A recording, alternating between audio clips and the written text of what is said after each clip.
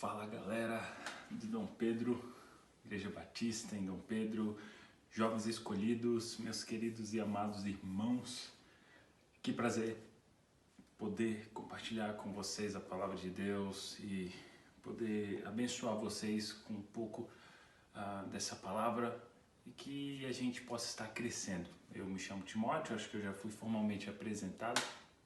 Quero agradecer muito a oportunidade do pastor Dimas em eu poder compartilhar com vocês um pouco dessa palavra, servi-los com essa meditação. Agradecer a todos vocês que estão aí e que me conhecem, que têm intercedido e que têm dado suporte para completar o chamado de Deus e aqui me aperfeiçoar. Vamos fazer o seguinte. Hoje a gente vai trabalhar com o texto de 2 Timóteo 4, de 1 a 8. Se vocês leram, aí, ótimo, a gente vai dar seguimento. Se não, uma pausa agora. Bacana? 3, 2, 1, dá pausa e lê aí. Ok. Gente, vamos fazer uma oração e pedir para que Deus conduza esse tempo aqui, que seja eficaz e seja abençoador. Pai, ilumina a minha mente, ilumina a mente dos meus irmãos, esses jovens, que o Senhor esteja dando a eles total concentração a essa palavra, a mim total reverência, que Tua palavra seja eficaz aos nossos corações, que sejamos humildes para ouvir, nosso coração seja um terreno fértil para receber Tua palavra e poder florescermos em nossas vidas. É isso que te pedimos. Tira toda distração, toda dificuldade, que em tudo o Teu nome seja glorificado. Em nome de Jesus, Pai. Amém. Gente, vamos partir para cima. Aqui eu quero aproveitar o máximo desse tempo do que a gente tem aqui. Bacana? O meu compromisso hoje é trazer para vocês 3 atitudes vitais para ser um jovem fiel a Cristo.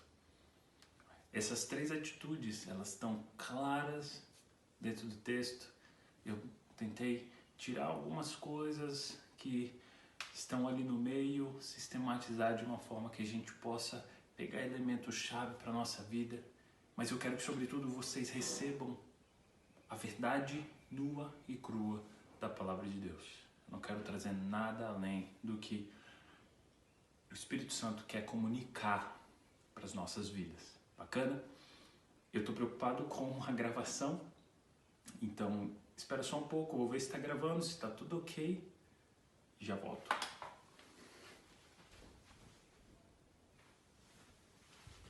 Show de bola! Vamos lá, gente.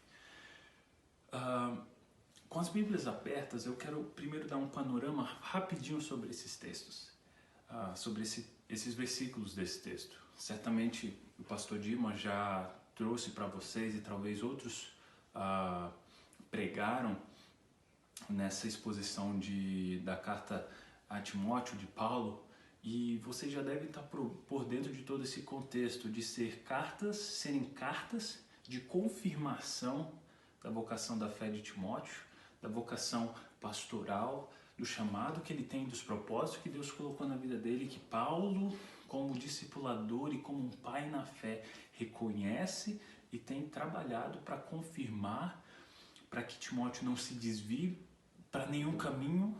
E você já deve ter visto que o tempo que se passava e a preocupação de Paulo dos tempos que poderiam vir e que viriam e que a gente já vê que de fato se confirma, são de tempos difíceis, de audiências mais difíceis ainda, com corações extremamente duros e relutantes à verdade de Deus. Vocês viram descrições do que seriam, e a gente tem agora mais um trecho interessantíssimo sobre o que Paulo fala para Timóteo e o testemunho que ele dá sobre a própria vida dele e o ministério, porque Paulo escreveu essas cartas da prisão. E muito provavelmente, não se tem uma certeza, mas foi perto do fim da sua vida e da execução de Paulo como mártir da fé cristã.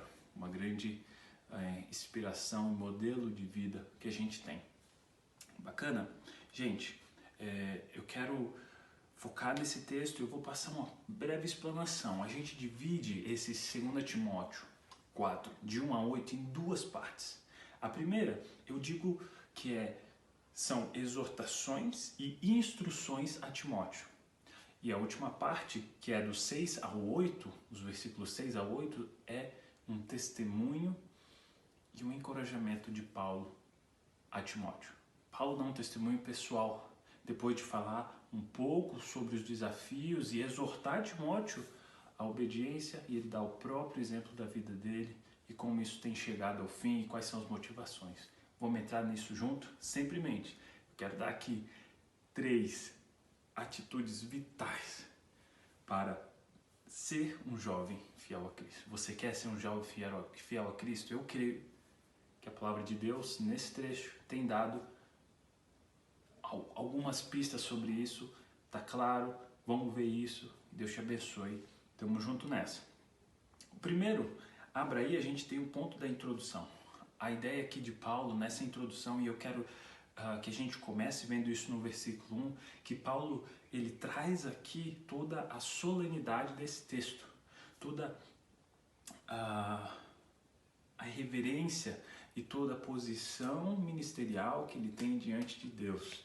Eu não vou me ater a ficar lendo os textos, porque eu creio que vocês leram, eu creio que vocês estão com ele na mão. Se vocês quiserem, eu trabalhei ele na NVI, creio que muitos de vocês têm, mas eu não quero gastar o tempo com isso, quero gastar o nosso tempo expondo esse texto e aplicando. Paulo faz isso de um modo solene. Isso é muito importante, porque Paulo ele traz a autoridade de Deus e de Jesus Cristo para o que ele vai acabar de falar. E ele lembra a Timóteo que o quê? Cristo Jesus julgará vivos e mortos na sua segunda vinda.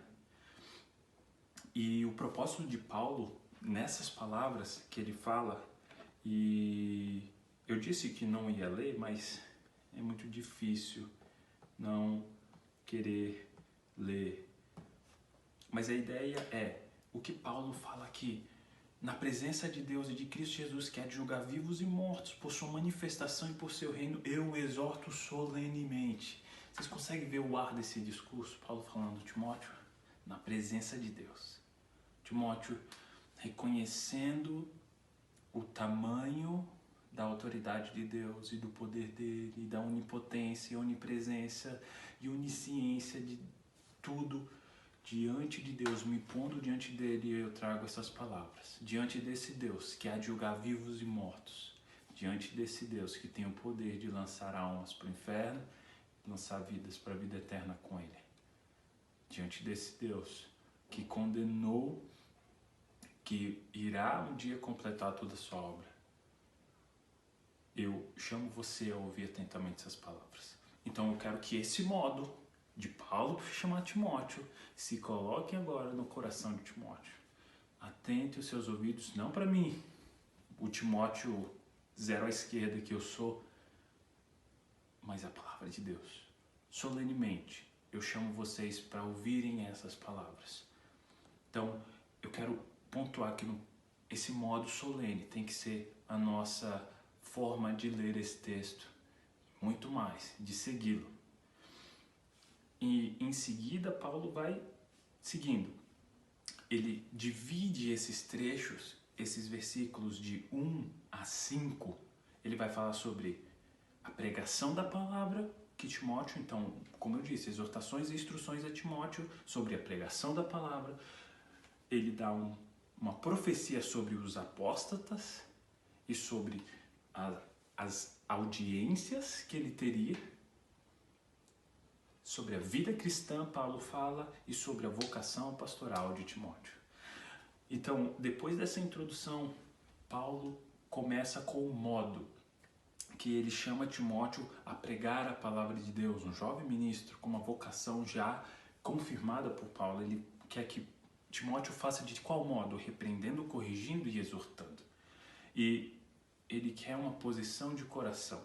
Note que eu estou trazendo esses pontos que é a minha leitura sobre esse processo. Então, Paulo chama Timóteo a ter uma posição de coração, como toda a paciência e fidelidade às doutrinas. Esse é o modo de coração do Timóteo fazer essas coisas.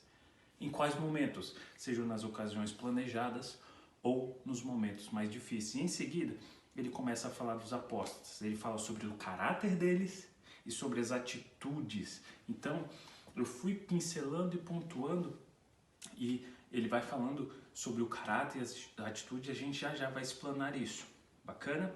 E depois ele fala sobre a vida cristã que Timóteo devia seguir, sobre a moderação, sobre suportar os sofrimentos, e isso ele vai trabalhando também com a vocação pastoral de Timóteo, sobre ser um evangelista, sobre cumprir plenamente o chamado dele. E em seguida Paulo dá o testemunho dele. E ele fala em um tom do presente, a vida dele está no altar. Ele fala sobre o passado, a vida dele na obra, e ele fala sobre o futuro, sobre a glória que é estar em Cristo e o que tem reservado para ele. Gente, vamos focar então. Deixa eu olhar meu tempo.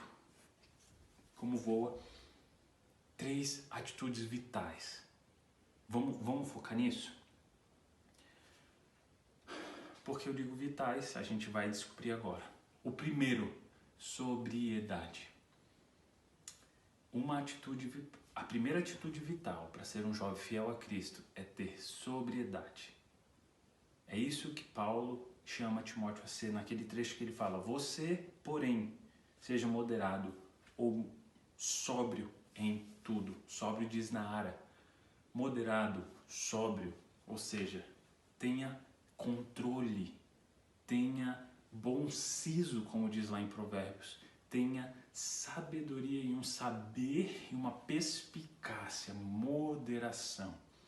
Sobriedade é o primeiro ponto para você se tornar um jovem fiel a Cristo. E por que sobriedade? Já que a gente leu o que está nesse texto, seja moderado. Porque Paulo começa a falar e descrever sobre como Timóteo devia fazer, e ele começa a descrever como as pessoas dentro da congregação, no mundo, como elas iriam reagir de forma relutante à verdadeira palavra. E ele fala: você, porém, ou a mais conhecida, tu, porém. Então ele traz uma contraposição importantíssima. Ele começa falando: seja moderado em tudo, como uma resposta a isso. E existem alguns pontos. Moderação, sobriedade, essa é a palavra que eu escolhi para definir um dos 3 pontos dessas atitudes vitais. A primeira é a sobriedade. Ela se divide em quê? Recepção versus aversão. Então, eu vou usar aqui os elementos que Paulo citou sobre as pessoas más, para a gente ter um pouco da ideia do porquê Paulo está contrapondo. E eu tiro daqui, não, porque essas pessoas não suportarão a sã doutrina, sentindo coceira nos ouvidos. Isso mostra o quê? Uma extrema aversão. Então, Paulo está chamando Timóteo a ter sobriedade, olhando para essas pessoas que não têm sobriedade, que não têm moderação. E ele quer que Timóteo tenha o quê? Recepção. Seja receptível. Tenha um coração quebrantado para ouvir. Não fique coçando. E, gente, essa coceira do ouvido a gente tem o dia inteiro, o tempo todo. E essa coceira do ouvido é boa. Ter a coceira no ouvido nesse sentido figurado é muito bom. Sabe por quê? Porque ela nos ajuda a discernir e nos mostra qual é a origem do nosso coração. Coceira no ouvido é bom porque tem muita coisa ruim que entra pelo nosso ouvido. Coceira no ouvido é bom porque tem muita música ruim que a gente ouve o dia inteiro. A gente passa, ouve, uma pessoa mostra, a gente está assistindo filme, a gente ouve alguma coisa, a gente está numa conversa, a gente ouve alguma coisa. A gente às vezes está em casa, ouve alguma coisa ruim, péssima, e nosso ouvido coça. Às vezes a gente está na pregação e nosso ouvido começa a coçar. Isso significa que um incômodo ao ouvir. Isso é bom, mas isso pode ser extremamente ruim. Se a fonte deste incômodo é de um coração, o quê? Que tem aversão à sã doutrina. uma doutrina que é saudável, sã, de bom, de algo equilibrado para o bem. Então, guarde isso na mente. A sobriedade ela é constituída por ter recepção.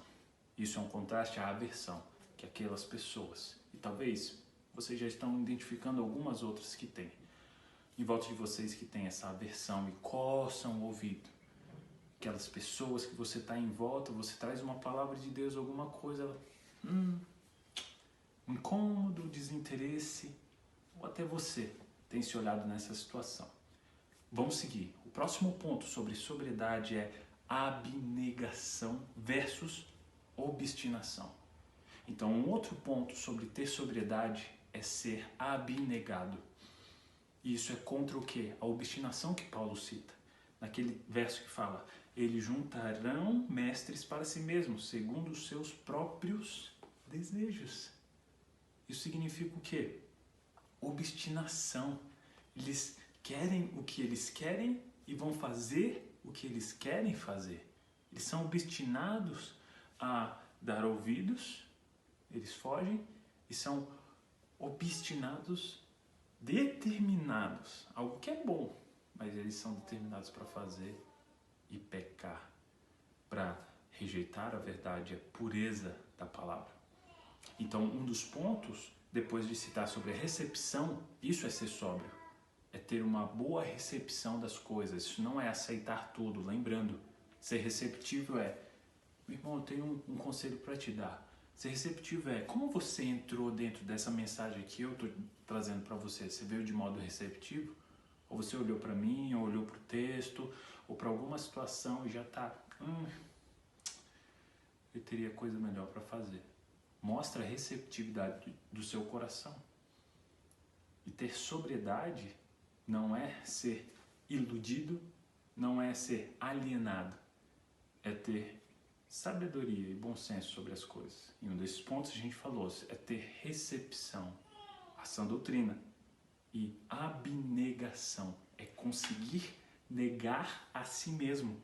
Porque aqueles lá, esses de coração duro, vão seguir os seus próprios desejos. Gente, certamente isso cada vez mais vai caindo a ficha sobre o que é o mundo. Gente, esse é o mundo. Siga o seu próprio desejo. E seja firme. Não deixe ninguém dizer o contrário. Quando na verdade a palavra está falando e nos chama para ser o oposto disso. Tu, porém, seja abnegado. Tu, porém, olhe para os seus desejos. E se ele não for puro, não siga. Tu, porém, não faz como eles, que têm seus desejos, seus intentos, não botam no crivo da sobriedade e seguem a sua vida. Ou seja, a gente já tem mais uma definição de sobriedade, recepção e abnegação. E o último ponto da sobriedade é ter lucidez, mente clara, mente com perspicácia. Para o quê? Contrapor a estupidez dessas pessoas. Olha só, no verso que Paulo fala, eles se recusarão a dar ouvidos à verdade, voltando-se para mitos. Paulo deixa claro aqui que não era uma verdade muito difícil de rebater. Ele está falando mitos, sabe-se pererê. Tal pessoa recebeu uma revelação de Deus. Boitatá. Tal homem disse que tem um poder extraordinário. Sei lá, sereias. Aquela mulher tem um poder para isso e aquilo, ela tem uma nova teologia. Eu botei uma do lado do outro para você ver. Coisas mirabolantes. Eles vão se voltar para isso, eles vão reconhecer que são mirabolantes, vão falar, mas isso é bom, porque isso é totalmente diferente daquilo. Já é melhor. Lucidez para olhar para o mundo, para as informações do mundo, não fugir do mundo, mas saber decidir o que fazer com o mundo e o que fazer com a sua vida. Sobriedade. Ou seja, a gente já tem o terceiro ponto. Sobriedade é o quê? É ter receptividade. Você é receptivo? Você é alguém que sabe ouvir a palavra? Como está seu coração sobre isso? É ter abnegação. Uma vida de alguém sóbrio, ela consegue negar desejos e impulsos. E a melhor definição disso é um alcoólatra. Ele tem abnegação? Alguém viciado em jogos, ele tem abnegação? Alguém que é viciado em falar palavrão, ele tem abnegação? Ou alguém que quer seguir seu próprio caminho, seus desejos e suas vontades, ele tem abnegação? Não tem. E pela sua própria vontade, segue o caminho. Claro, existem muitas condições extremamente difíceis, doenças e tudo mais, mas em geral, é algo que a gente se entrega e fala, ok, meus desejos me algemem, ao ponto de você um dia se tornar refém do seu próprio coração. E por último, a lucidez, de saber discernir o que é mito, o que não é. O que é sutil e bonito, mas na verdade é uma falácia, é uma mentira, é uma cilada. Chuta que é laço. O segundo ponto, então, depois de falar sobre a sobriedade, que Paulo falou aqui, você seja moderado, e Nara fala sóbrio, a gente tem o quê? Ser resiliente. Então a gente tem sobre moderação, sobre como lidar com essas situações e usando mesmo esses 3 aspectos que eu pontuei aqui sobre essas pessoas que decidiram rejeitar a verdade, eu quero expandir para dar 3 pontos sobre a resiliência. O que é resiliência? É a capacidade de persistir com foco e o trabalho, mesmo a despeito de muitas situações contrárias. É ter a capacidade e ter a possibilidade e decidir fazer o que você sabe que deve fazer, mesmo que seja muito difícil de fazer. Resiliente são aqueles que geralmente dão bom testemunho e inspiram e escrevem livros, porque foram resilientes no meio de tantas desistências, ele prosseguiu. E isso é o que eu quero definir com vocês, resiliência. Ali em suporte e os sofrimentos. Veja ali no versículo onde Paulo fala para Timóteo: você, porém, seja moderado em tudo, suporte os sofrimentos. Então ele dá mais um ponto aqui de ação e contraponto de Timóteo. Resiliente, então vamos lá, é a definição de você prosseguir perseverando na sã doutrina. Rapaz, o título está chamando aí. Tá, Deus te abençoe, meu filho. É perseverando na sã doutrina, mesmo que todos decidam deixar de segui-la. Perseverar na sã doutrina, mesmo que todas não sigam ela. Por quê? Porque não suportarão a sã doutrina sentindo coceira nos ouvidos. Gente, sejam resilientes. Sejam firmes. Perseverem na verdade, mesmo que todos rejeitem. Mesmo que a pessoa que está sentada do seu lado agora, pode ser seu namorado, sua namorada, seu melhor amigo, pode ser o pastor, pode ser eu, pode ser qualquer um. Se ele decide não abraçar a verdade, persevere na verdade, mesmo que as pessoas que você mais tem carinho decidam o contrário. O seu compromisso é com Cristo, não com pessoas. Então, o meu desafio a você é ser resiliente na verdade, coisa que essas pessoas nunca serão. Essas pessoas que Paulo fala, porque elas decidem seguir o seu próprio caminho, porque não suportam a sã doutrina e decidem seguir o que seu coração decide. Outro ponto é negando os próprios desejos. Seja resiliente na negação dos seus próprios desejos, mesmo que todos vivam por eles. Certo? Isso é muito simples, mas é tão difícil. Por quê? Porque eles juntarão mestres para si mesmos segundo os seus próprios desejos. Então, meus irmãos, negue a si mesmo. Mesmo que o mundo diga que isso é idiotice. Gente, é tão Difícil, eu sei. Eu sou jovem. É muito difícil permanecer firme quando todo mundo em sua volta, na faculdade, em casa, na conversinha do fundo da igreja e no fim do culto, diz: cara, vai fundo. Não vá. Prossiga negando a si mesmo, a carne que está aí guerreando contra o espírito. Esse é um dos pontos. Para você se manter como um jovem fiel, é vital que você seja resiliente na negação a si mesmo. Jesus Cristo disse: quem quiser vir após mim, negue-se a si mesmo, tome a sua cruz e siga-me. Essa palavra que ele deu é uma constante. Negue todo dia, negue sempre. Negue o eu que quer se juntar a essas pessoas, que juntam mais para si, que tem coceira no ouvido e acabam acreditando em mitos.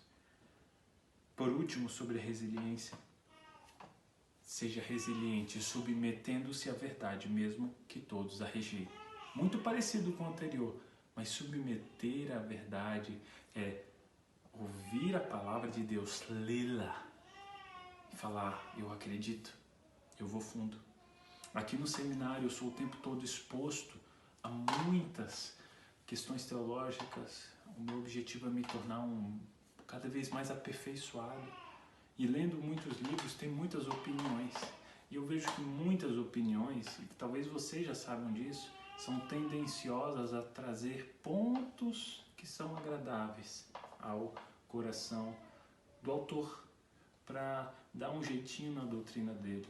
Mesmo que não seja herege, por assim dizer, mas são erros teológicos, de certa forma, intencionais. Isso é extremamente problemático. Isso é extremamente ruim. E eu acredito que isso vai trazendo muito problema para a nossa igreja. Então, seja resiliente na submissão. Quando todo mundo fala: mano, ok, é verdade, mas no momento certo, ou o líder sabe o que está fazendo? O Dimas, o pastor João, não sei.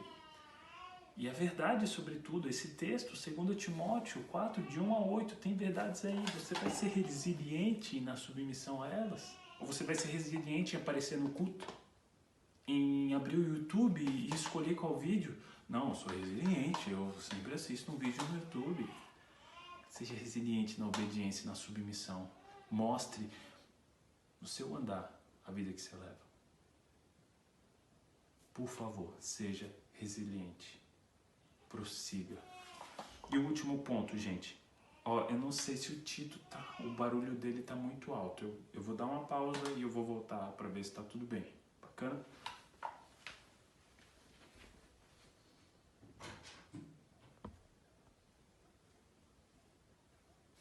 Voltando, dei um jeito no Tito. Eu desliguei ele. Brincadeira. Eu vi que saiu um pouco no áudio, peço perdão, gente. Prefiro assim. Mas se você chegou até aqui é porque você é resiliente, você está mostrando o que está aplicando seu serviço. Que nada, desculpa, gente. Não tenho nada se não pedir desculpa pelo barulho. Mas vamos para o último ponto sobre atitudes vitais. A última é o engajamento. Paulo quer que Timóteo seja extremamente engajado. Extremamente engajado, ele diz isso. Cumpra plenamente o seu ministério. Cumpra plenamente o teu chamado, atende isso, segue. Não olhe para trás, não faz isso meia boca, não faz nas coxas, não faz isso para inglês ver. Vai fundo. Se Deus te deu, vai fundo. É isso que eu ouço Paulo falando para Timóteo quando ele diz: cumpra plenamente.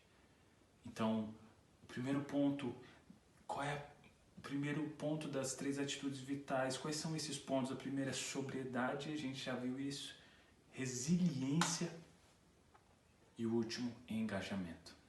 É você ter sobriedade para ouvir, para atender, para discernir. O segundo ponto é ter resiliência para prosseguir nisso. E através do quê? Do engajamento. Servindo a igreja.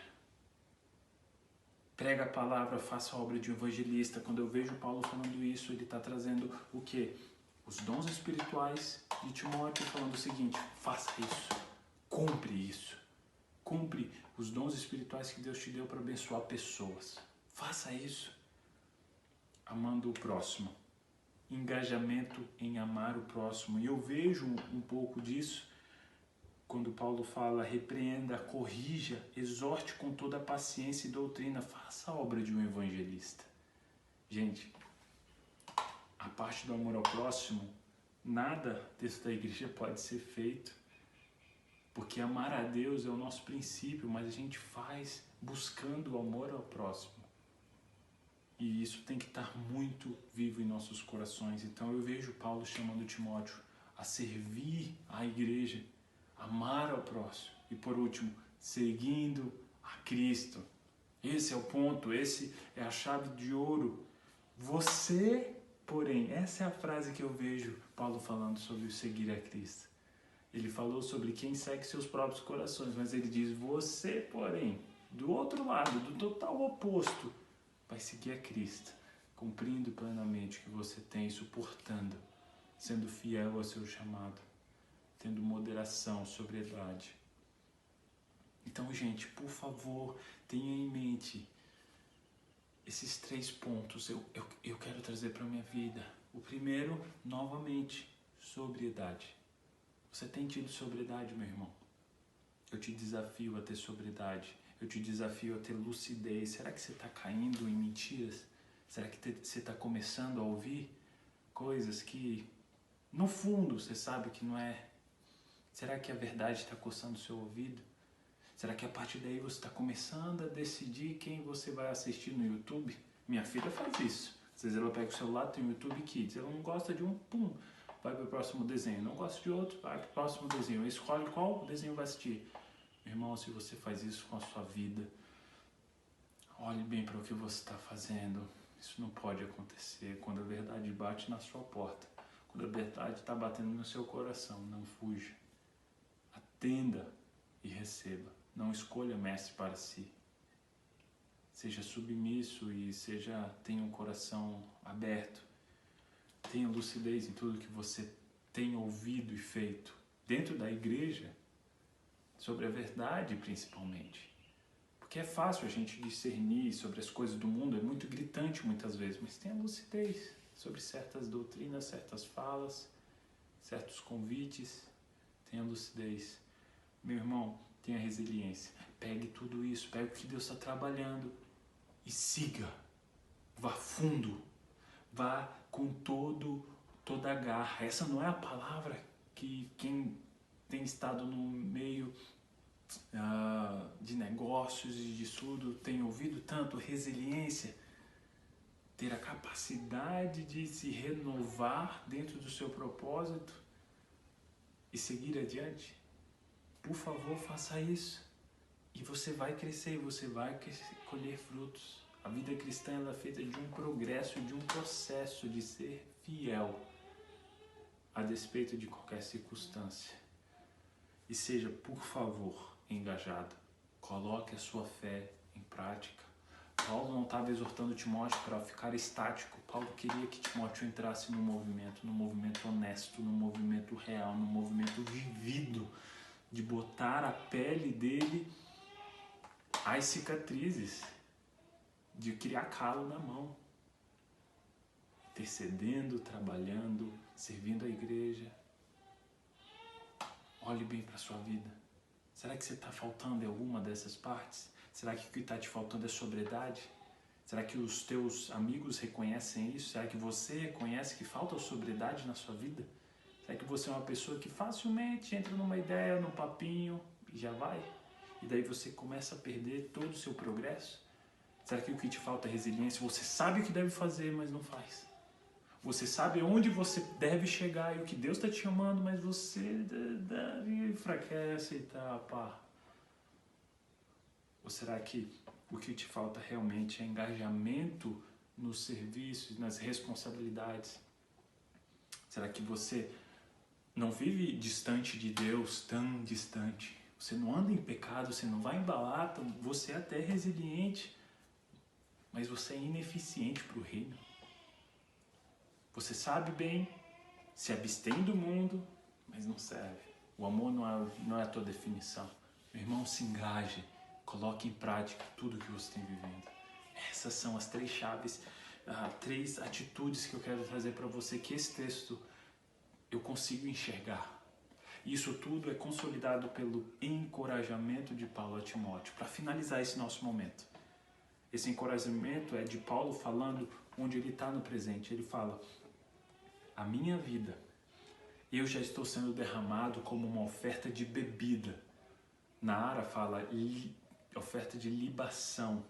Eu acho que é isso, né? Por libação. Já estou sendo oferecido por libação. O que Paulo está falando isso? Eu vejo essa visão do presente. É o que? Sua vida está entregue como a oferta de sacrifício era derramada no altar. Era uma libação, sangue do cordeiro fermentado derramado no altar. Essa era uma das regras que os levitas deviam seguir lá no Velho Testamento. E ele fala: já está próximo o meu tempo da partida. Essa era a realidade de Paulo. Ele estava entregue como uma oferta no altar. Isso lembra o quê? Romanos 12. Portanto, meus irmãos, apresentei o vosso corpo como sacrifício santo e agradável. Esse é o culto racional de vocês.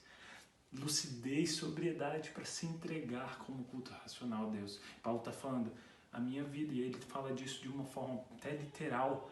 Ele estava próximo da morte. Ele estava preso. A morte estava nos olhos dele.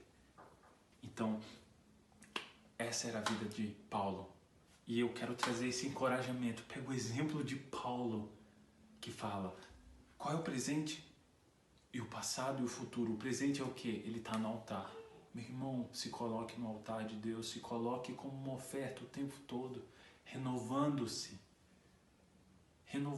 pela sobriedade, pela resiliência, pelo engajamento. Seja uma oferta diariamente a Deus, nas suas lutas, nos seus pecados, nas suas quedas.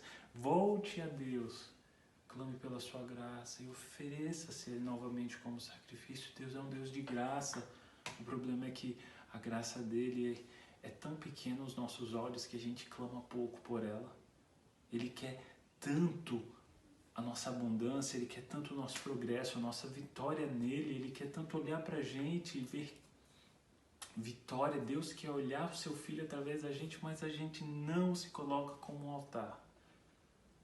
Faça isso, esse é o meu encorajamento para você, porque esse é o encorajamento de Paulo para Timóteo. É a única explicação que eu enxergo Paulo falando depois disso tudo. É ele falando: Timóteo, olha isso, eu sei que é difícil, mas olha a minha vida. Ela está no altar oferecida a Deus. E ele fala sobre o passado dele na obra. Combateu o bom combate, terminou a corrida, guardou a fé. Ele fala: a minha vida está no altar constante por causa desse trabalho que eu tenho feito. Combata o bom combate, siga a corrida, a carreira, termine ela de uma forma plena, guarde a fé. E Paulo vai falando sobre os motivos do futuro, que o Senhor é um justo juiz que reservou a coroa da justiça a Paulo. Uma coroa de honra, uma recompensa ao trabalho e o mérito pela graça de Deus, mas pelo engajamento de Paulo. O Senhor reserva essa coroa, Paulo fala, também a todos os que guardam com amor a sua vinda, aguardam o que esperam. Meus irmãos, que isso seja um incentivo para vocês, porque é para mim. Essas 3 atitudes, elas têm que permear o nosso dia a dia. E eu creio que Paulo fala isso ao jovem Timóteo, porque ele sabe que ia ser muito difícil. Ia ser muito difícil, eu creio que foi. E hoje tem sido muito difícil também. Timóteo era um jovem pastor, mas era tão jovem quanto cada um que não é pastor, que não tem uma vocação pastoral, mas que tem um ministério para ser cumprido, que tem uma vocação, um chamado, que tem um mundo para brilhar, ser um sal, uma diferença, e uma vida a ser vivida para a honra e glória de Deus. 3 atitudes: sobriedade, engajamento, resiliência. Seja um jovem sóbrio que sabe tomar decisões e sabe enxergar as coisas como são através do que? A palavra, através do Espírito. Que tenha resiliência quando entender essa verdade, de prosseguir, mesmo que você esteja seguindo sozinho, muitas vezes, e se engajar nas responsabilidades que você tem, como mulher, como homem, como marido, esposa, como cristão e servo de uma sociedade que precisa ver Cristo. Deixo vocês com esse desafio e com esse encorajamento de que só pela graça de Cristo a gente consegue. Agarre a isso e que sigamos a carreira para poder terminar com palavras tão preciosas como dessa de Paulo, que incentivam Timóteo. Eu espero que seja um incentivo a vocês, porque é um incentivo a mim. Bacana? Peço para que aí o líder responsável faça uma oração. Muito obrigado a todos. Deus os abençoe.